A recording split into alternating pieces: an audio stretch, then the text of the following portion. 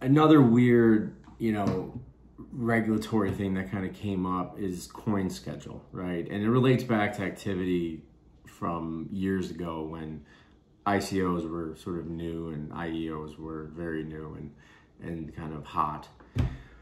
But it brings back another point that, people just seemingly ignore, and I've chatted about it before, but if you're not familiar with what happened with CoinSchedule, is that they were a website that promoted ICOs, and they would take a commission off the sale of tokens, right? And there is a general prohibition in the United States by the SEC against unregistered, or unlicensed, and unaffiliated persons taking commissions on the sale of securities, okay? There's a limited exception for what's called a finder's fee, right? Which is like a very limited sort of like, call him and then I wipe my hands and maybe you can pay me a commission off that, right? And I've gone into that before. But as it relates to taking a commission off the sale of security, unless you have like a Series 7 and are affiliated with a broker-dealer, you can't do that. And CoinSchedule was doing that. Now the problem was CoinSchedule wasn't thinking, at least in my mind, they weren't thinking that these tokens in these ICOs would be deemed to be, at a later date obviously, securities, right? And that's where they got strung up, is because they were effectively promoting the sale of securities and taking commissions, to which they weren't licensed and available to do. So when it comes, bringing it back, when you're thinking about how you sell like an STO or even an ICO, right? And the line's a little more delineated these days because of, you have so many more STOs because so many ICOs have just been deemed to be securities offerings. No matter who you are, right?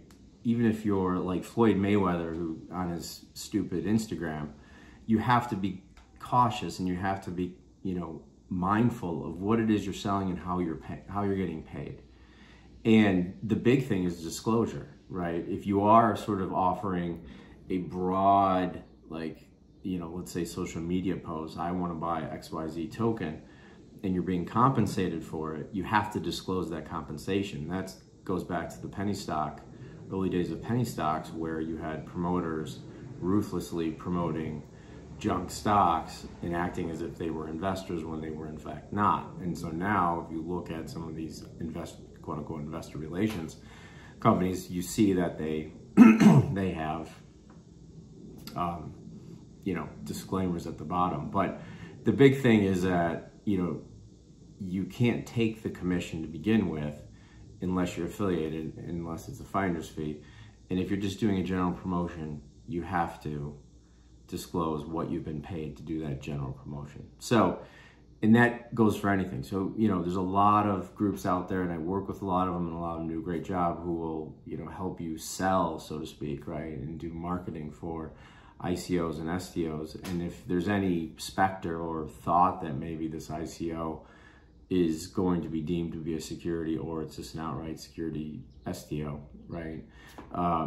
Be wary and be mindful of not only your ability to accept a commission, but also your obligation to disclose commissions or payments that you may have received in advance for marketing that token. So check me out if you have any questions. I've got a blog post up with a finder's fee agreement in there too.